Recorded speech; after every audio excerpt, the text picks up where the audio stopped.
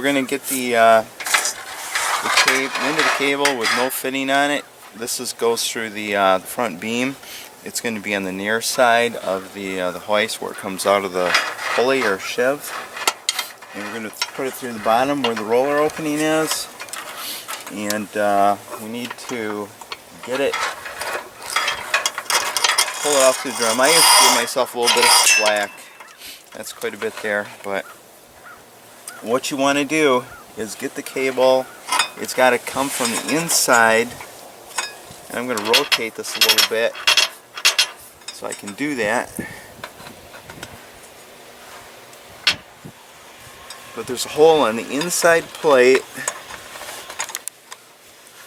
My hands are a little cold, so it's a little difficult to, they aren't very nimble right now. But anyway, so you pull it through the inside of the drum through that hole.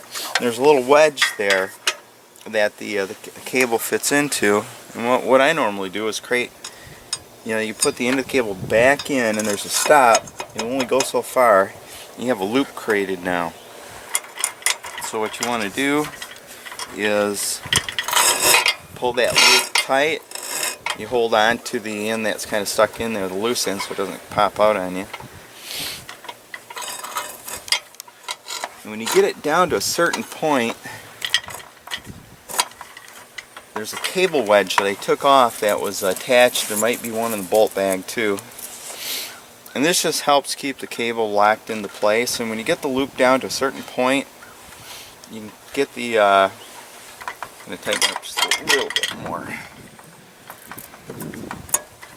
Get it down to a certain point, you can drop the wedge in there. And it goes inside that metal clip, inside the cable.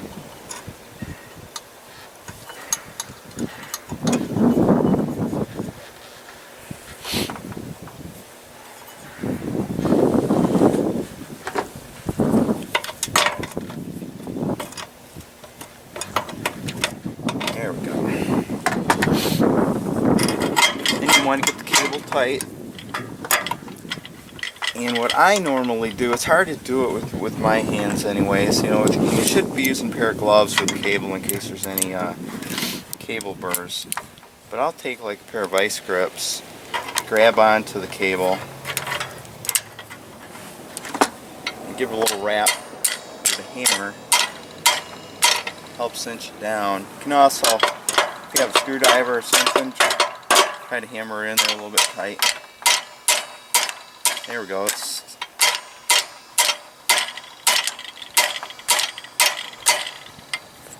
You want to just make sure it's in there. It looks like it's in there pretty good right now. You could take a screwdriver and drive it in a little bit further, but you just want to make sure it doesn't come out. It doesn't look too bad right now.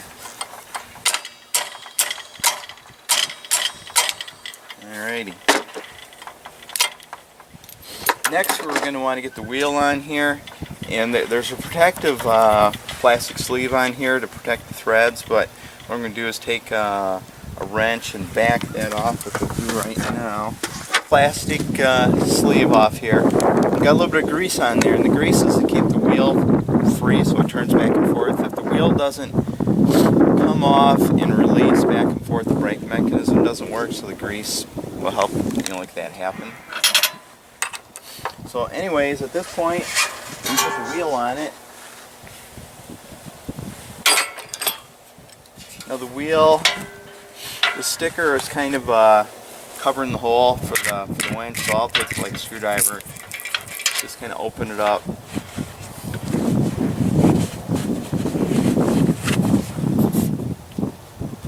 And you just thread her on there.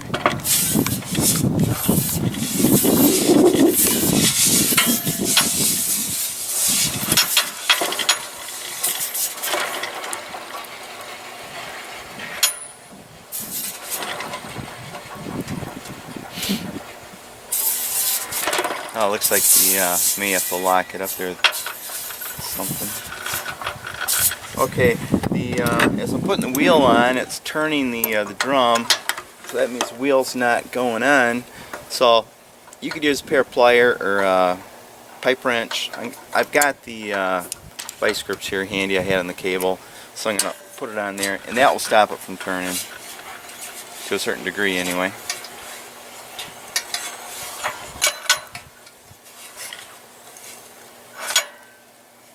Looks like we're on. Yep, looks like I gotta go a little bit further. The shaft on the winch should stick out about 1/8 inch or so from the wheel, and it's meant to do that. You put the bolt and the washer back on that was on there, holding the plastic sleeve in place. If my hands will let me do it.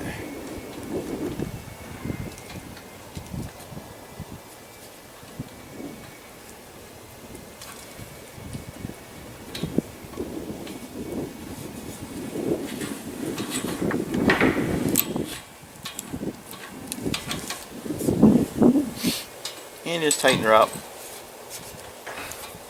And what that does is, you know, like most of the time this washer and bolt won't even be needed, but if somebody were to crank it all the way down and just keep going, the wheel might thread off. But under normal conditions where you have a load and you're going up and down, it will never back off to that washer. But so there will be a gap there, and that's the way it's supposed to be, so don't think the washer goes tight on the wheel. Take the vice grips off.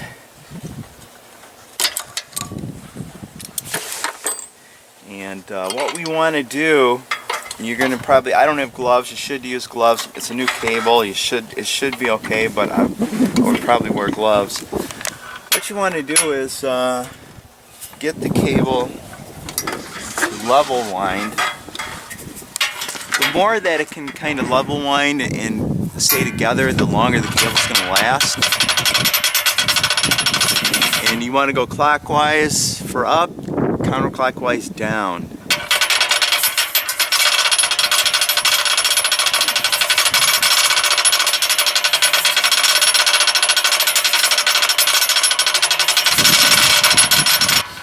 You'll see the carriage start to raise at a given point.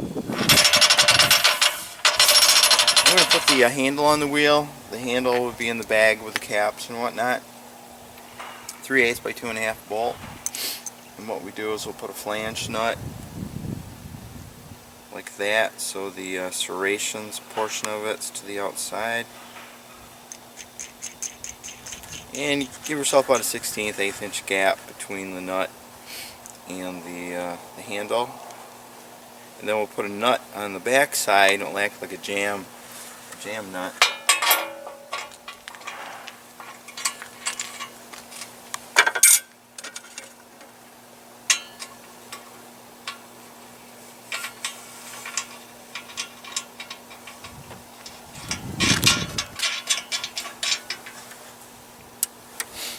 And all you need is one wrench, 3/8 wrench on the back side, because you're jamming up against the nut. And just tighten her up. There we go. You got your handle in place. When we have the cable all set in the winch, you can put the cover back on. One thing I would say, if you lubricate the cable, you're going to get, or lubricate the cable that goes into the winch, you're going to get a lot better life out of the cable than you would without. As the cable wraps around the drum, it's rubbing, it's creating friction.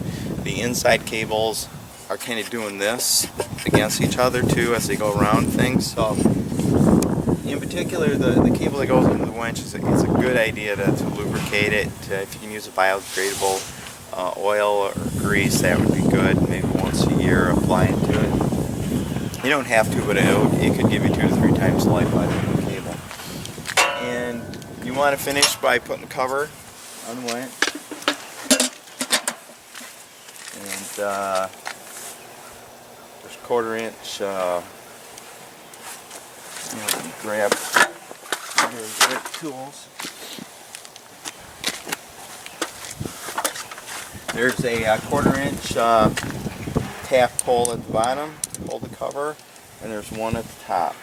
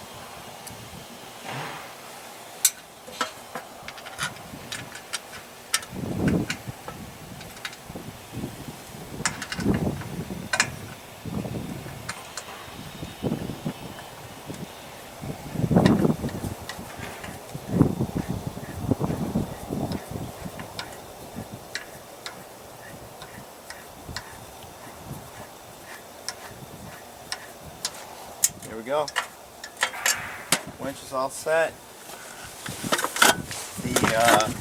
On the 8,000 pound hoist and our older 6,000s, we had some bracing, and I'll show you a little bit how that goes on.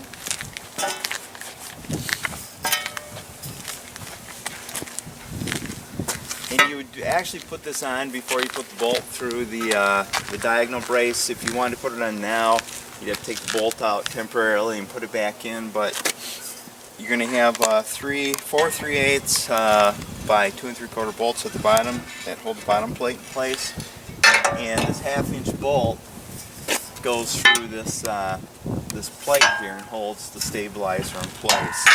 So this would apply in the 8,000 or some of the older 6s.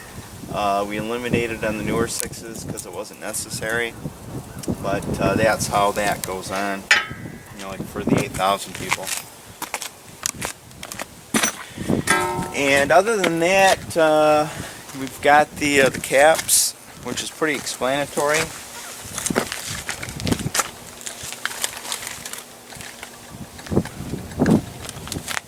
You've got some 2x3 caps for these diagonal braces. You're going to have 2 of them, and just a hammer to hammer them in. You've got the 3x3 caps that go in the columns, all 4 columns here, and there's a rib on it, so you just kind of hammer them in like with a hammer or a block of wood or something. 4x2 cap goes in the back over here, covers up that tube right there. So, and other than that, that's about it, other than putting the bunks on, and I think we're pretty well set to go. Just a reminder, use the or read the manual. This is it's a piece of machinery, you know. It's like driving a car down the road. If you go through a stoplight, you're gonna, you know, like hurt somebody, and if you're not paying attention to what you're doing with this, you know, like you hurt yourself too. Nobody should ever be under the hoist. You should never be in harm's way. If the cable were to break, there's no safety device on it. It's coming down, so you know you shouldn't let kids play with it. Just treat it with respect. It's a piece of machinery, and you know, like make sure the oils or the cables aren't too frayed. When you have these cables here, it's called a 7x19 wrap, and there's 7 bundles of, and there's a bundle right there. There's 7 bundles, and in each bundle there's 19 wires. Now during the course of use, you're going to see a few of the wires splinter where they go into the winch, and that's normal to a certain degree. But when you see a bundle break, that's a big red flag. You definitely want to replace the cable, and if it looks really frayed bad, you probably want to replace the cable too. You're going to have to use your own judgment on that one. If you think it's frayed too bad, go ahead and replace it. But if you have 2 or 3 wires poking out, no, it's not a big deal. It's kind of common.